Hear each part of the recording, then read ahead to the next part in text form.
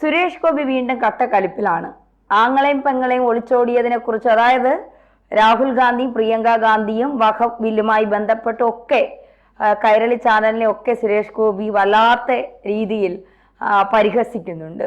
എന്തായിരിക്കും സുരേഷ് ഗോപിയോട് ചോദ്യങ്ങൾ ചോദിക്കുമ്പോൾ ഇപ്പോഴും മാധ്യമങ്ങൾ അതിര് കടക്കുന്നുണ്ടോ?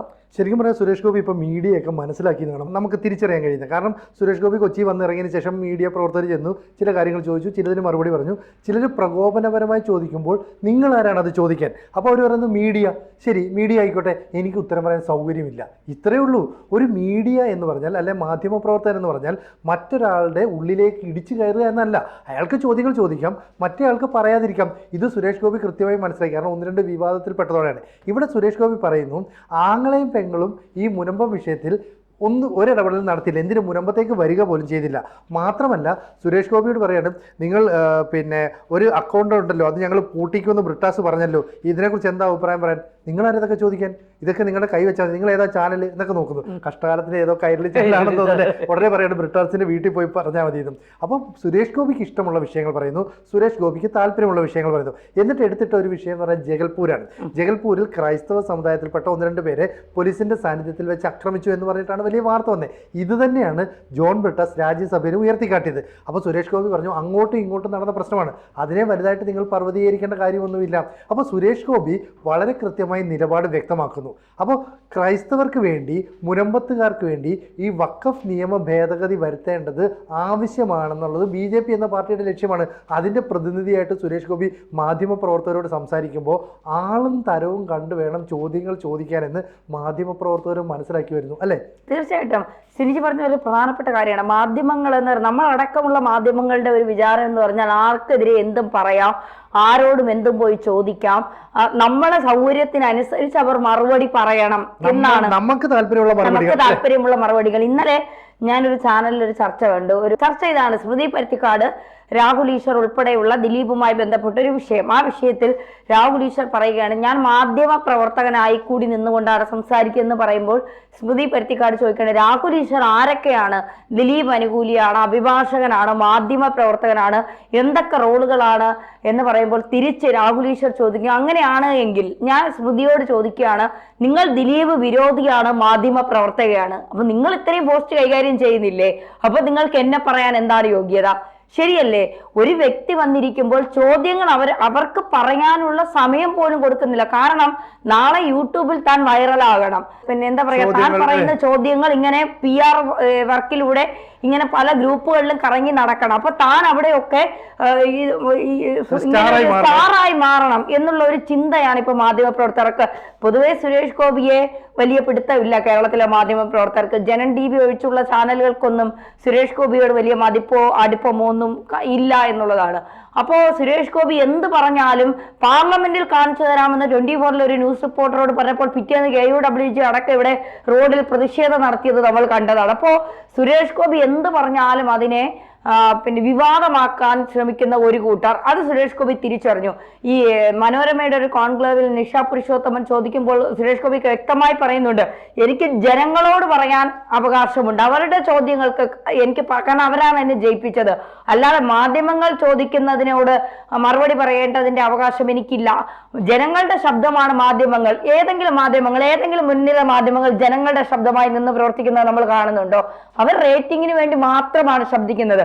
ജനങ്ങൾക്ക് വേണ്ടി പിന്നെയും സംസാരിക്കുന്നത് ഓൺലൈൻ മാധ്യമങ്ങൾ മാത്രമാണെന്ന് പറയാതിരിക്കാൻ കഴിയില്ല, അല്ലേ? ശരിക്കും സുരേഷ് ഗോപിയുടെ ഈ നിലപാട് മാധ്യമങ്ങളെ അത്ഭുതപ്പെടുത്തിയിട്ടുണ്ട്. കാരണം ജനങ്ങളോടാണ് എനിക്ക് ഉത്തരവാദിത്വം, അവരോടാണ് ഞാൻ മറുപടി പറയേണ്ടത്, മാധ്യമങ്ങളോടല്ല.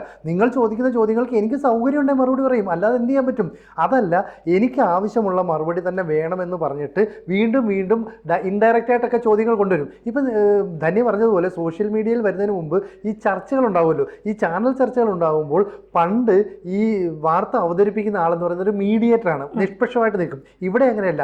ഇന്ന് വാർത്ത അവതരിപ്പിക്കുന്ന ആളുടെ ഷോയാണ്. ആ ഷോയിൽ അയാൾക്ക് വിജയിക്കണം. അപ്പോൾ LDFകാരനാണോ UDFകാരനാണോ BJPക്കാരനാണോ എന്ന് നോക്കണ്ട, എനിക്ക് വിജയിക്കണം. അതിന് വേണ്ടിയിട്ട് ഞാൻ എന്ത് ചോദ്യം ചോദിക്കും, അതിനുവേണ്ടി എന്ത് ആക്രമണവും നടത്തും. അപ്പോൾ ഒരാൾ മാധ്യമപ്രവർത്തകനാണ്, പിന്നെ BJP വിരോധിയാണ്, അല്ലെങ്കിൽ ദിലീപ് അനുകൂലിയാണ്, ഇങ്ങനെയൊക്കെ പറഞ്ഞ് ചർച്ച പോകുന്നത് എന്തുകൊണ്ടാണ്? അപ്പോൾ ആ ചർച്ച നിഷ്പക്ഷമല്ല എന്നുള്ളത് കൊണ്ടാണ്. ഇവിടെ സുരേഷ് ഗോപി പറയുന്നത് ജബൽപൂരിൽ ഒരു ആക്രമണം നടന്നപ്പോൾ അതിൻ്റെ കാര്യം എന്താണെന്ന് പറയണം. പറയണം അത് എന്തുകൊണ്ടാണ് സംഭവം എന്ന് പറയണം.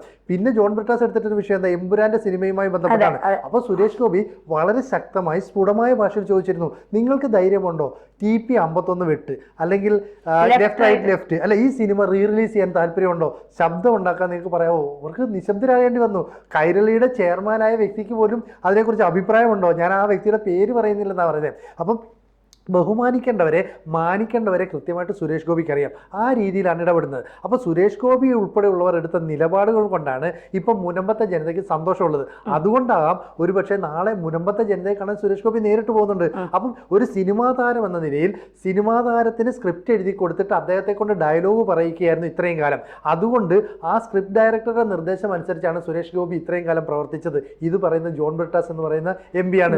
ഈ ജോൺ ബ്രിട്ടാസ് പറയുകയാണ് ഇനി രാഷ്ട്രീയത്തിൽ പുതിയ സ്ക്രിപ്റ്റ് റൈറ്ററായിട്ട് വരണം. അപ്പോൾ ഈ ജോൺ ബ്രിട്ടാസിനേക്കാൾ കുറഞ്ഞ കാലം കൊണ്ട് ദേശീയ തലത്തിൽ പോലും ശ്രദ്ധയാകർഷിക്കാൻ സുരേഷ് ഗോപിക്ക് കഴിഞ്ഞു. ജോൺ ബ്രിട്ടാസ് എന്ന് പറയുന്നത് രാജ്യസഭ MP അല്ലേ, സുരേഷ് ഗോപി അങ്ങനെയല്ല, ജനങ്ങളുടെ വോട്ട് മേടിച്ച് ലോക്സഭയിലേക്ക് എത്തിയ MP ആണ്. അപ്പോൾ ജനപ്രതിനിധി എന്ന് പറയുന്നത് ഒരു തട്ടിൽ വെച്ച് ഒന്ന് താരതമ്യം ചെയ്ത് നോക്കിയാൽ ജോൺ ബ്രിട്ടാസിനേക്കാൾ ഒരുപാട് ഉയരത്തിലാണ് ആള്, പക്ഷെ തട്ട് താഴ്ന്നിരിക്കുകയും ചെയ്യും. അങ്ങനെ സുരേഷ് ഗോപിക്ക് വലിയ പിന്തുണ ഉണ്ടാകുമ്പോൾ അതിൽ അസൂയ കൊണ്ടിട്ട് ജോൺ ബ്രിട്ടാസ് എന്തെങ്കിലുമൊക്കെ പറയുന്നു. അദ്ദേഹം വളരെ സന്തോഷത്തോടെ ചിരിച്ചു എന്നൊക്കെ പറയുന്നു. പക്ഷേ 2 ദിവസം മുമ്പ് രാജ്യസഭയിൽ ജോൺ ബ്രിട്ടാസ് എങ്ങനെയാണ് അപമാനിതരായെന്നൊക്കെ നമ്മൾ കണ്ടതാണ്. അപ്പോൾ സുരേഷ് ഗോപിക്ക് ജനങ്ങളോടാണ് ബാധ്യതയുള്ളതെന്നും പറയേണ്ട കാര്യങ്ങൾക്ക് മാത്രമേ ഞാൻ ഉത്തരം പറയുകയുള്ളൂ എന്നും അദ്ദേഹം നിലപാടെടുക്കുന്നു. മാത്രമല്ല അദ്ദേഹം ചോദിച്ച ചോദ്യം വളരെ പ്രസക്തമാണ്. ഇത്രയും വലിയ സമരം നടന്നിട്ട് കോൺഗ്രസിനെ പ്രതിനിധീകരിക്കുന്ന ആങ്ങളെയും പെങ്ങളും എവിടെയായിരുന്നു? ഇനി അത് പോട്ടെ, ലോക്സഭയിൽ വഖഫുമായി ബന്ധപ്പെട്ട് വലിയ ചർച്ച നടക്കുന്നു, വിപ്പ് നൽകുന്നു, നിലപാട് അനുകൂലമായിട്ട് എടുക്കണമെന്ന് പറയുന്നു. പക്ഷേ എന്നിട്ടും ഈ പറയുന്ന സോണിയാഗാന്ധി ലോക്സഭയിൽ എത്തുന്നില്ല. രാഹുൽ ഗാന്ധി പ്രതിപക്ഷ നേതാവാണ്, ഒന്നും സംസാരിക്കുന്നില്ല. ഇനി കേരളത്തിൽ നിന്ന് പോയ മറ്റൊരു MP ഉണ്ട്, ഷാഫി പറമ്പിൽ, ഒന്നും സംസാരിച്ചില്ല എന്ന് പറഞ്ഞാൽ പുതിയൊരു വിവാദം കത്തി വരുന്നുണ്ട്. അത് പടരട്ടെ, എന്നിട്ട് നമുക്ക് അതിനെക്കുറിച്ച് സംസാരിക്കാം അല്ലേ. അപ്പോൾ സുരേഷ് ഗോപി എടുക്കുന്ന നിലപാടുകൾ മാധ്യമ പ്രവർത്തകരെ അസ്വസ്ഥരാക്കുന്നു. നേരത്തെ തന്നെ പറഞ്ഞ പോലെ പണ്ട് മുതലേ സുരേഷ് ഗോപിയെ മാധ്യമ പ്രവർത്തകർക്ക് കണ്ടുകൂടാ. ഒന്ന് അദ്ദേഹം സിനിമയിൽ നിന്ന് വന്ന ഒരാളാണ്, സ്വാഭാവികമായിട്ടും നായകനൊക്കെ ആയിട്ട് അഭിനയിച്ച് വളരെ ആക്ഷൻ ഹീറോ ആയിട്ട് നടന്ന് അദ്ദേഹം ചിലപ്പോൾ മാധ്യമ പ്രവർത്തകരെ കാണുമ്പോഴും അങ്ങനെയൊക്കെ കരുതുന്നുണ്ടാവും അല്ലേ. ഈ മാധ്യമ പ്രവർത്തകർ എന്ന് പറയുമ്പോൾ അല്ല, രാഷ്ട്രീയ നേതാക്കൾ എന്ന് പറയുമ്പോൾ മാധ്യമങ്ങൾ വരുമ്പോൾ പേടിച്ചോ അവർ ചോദിക്കുന്നതിനൊക്കെ ഈ അവിടെ ഇവിടെയും തൊടാത്ത ഉത്തരങ്ങൾ പറഞ്ഞും അവരുടെ തോളിലൊക്കെ തട്ടി പേരൊക്കെ വിളിച്ച് ഒന്ന് സുഖിപ്പിച്ചൊക്കെ ആ ഒരു ലെവലായിരുന്നു പണ്ടത്തെ അതിനെയൊക്കെ പൊളിച്ച് എഴുത്ത് നടത്തുകയാണ് സുരേഷ് ഗോപി.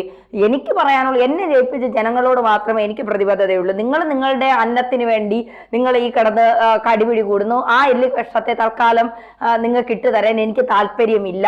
ഞാൻ പറയാനുള്ളത് കേൾക്കാൻ സൗകര്യം ഉണ്ടെങ്കിൽ നിങ്ങൾ കേട്ടോ, അത് കൊടുത്തു. അതിലപ്പുറത്ത് നിങ്ങൾ എന്നെക്കുറിച്ച് നല്ലത് പറഞ്ഞാലും മോശം പറഞ്ഞാലും ജനങ്ങൾക്കറിയാം ഞാൻ ആരാണ് എന്നുള്ളത്. എന്നെ ജയിപ്പിക്കേണ്ടത് അവരാണ്, കേരളത്തിലെ 4 മാധ്യമങ്ങളല്ല എന്നുള്ളത് കൃത്യമായി പറഞ്ഞു വയ്ക്കുകയാണ് സുരേഷ് ഗോപി. എനിക്ക് തോന്നുന്നു രാഷ്ട്രീയ നേതാക്കളൊക്കെ ഇത്തരത്തിൽ ഒരു നിലപാട് സ്വീകരിച്ചാൽ കുറെയൊക്കെ ഈ ഇല്ലാ കഥകൾ പ്രചരിപ്പിച്ച് റേറ്റിംഗ് കൂട്ടാൻ വേണ്ടി, ഈ പണ്ട് നികേഷ് കുമാറാണ് ഇങ്ങനെ ഇരുന്ന് വാർത്ത വായിച്ച് ആദ്യം തുടക്കമിട്ടത്. ഇപ്പോൾ ഒരു ചാനലിലെ റേറ്റിംഗിലൊന്നും വലിയ മുന്നിലില്ലാത്ത ഒരു ചാനലിലെ അവതാരക ഇങ്ങനെയാണ് ഇരിക്കുന്നത്. ഇങ്ങനെ ഇരുന്ന് അത് അവര് തന്നെ അത് PR വർക്ക് ഇങ്ങനെ ഇരുന്നാണ് അവര് വാർത്ത എടുക്കുക. അപ്പൊ അത്തരം രീതിയിലേക്ക് വരെ നമ്മളെങ്ങനെ പുഷ് ചെയ്യപ്പെടുന്നു, നമ്മളെ എങ്ങനെ വൈറലാക്കാം, വന്നിരിക്കുന്നവരെ എങ്ങനെ കുത്തി നോവിച്ചുകൊണ്ട് നമ്മൾക്ക് എങ്ങനെ വൈറലാകാം എന്നുള്ളതാണ്. അല്ലെങ്കിൽ ഒരു നീണ്ട പ്രസംഗം, അല്ലെങ്കിൽ കുറെ മോട്ടിവേഷൻ, ഈ തരത്തിലേക്ക് മാധ്യമങ്ങൾ മാറിയിരിക്കുന്നു. അവിടെയാണ് സുരേഷ് ഗോപി വ്യത്യസ്തനാകുന്നത് എന്നുള്ളതാണ് പറയേണ്ടത്.